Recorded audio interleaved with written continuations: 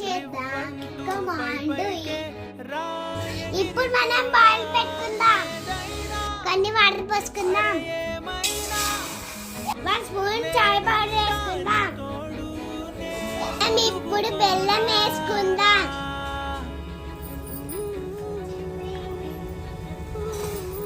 ఇలా అచ్చిలేస్తున్నా.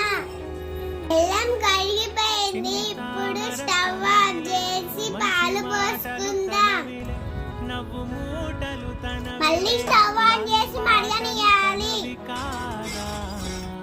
Tea ready అయిపోయింది.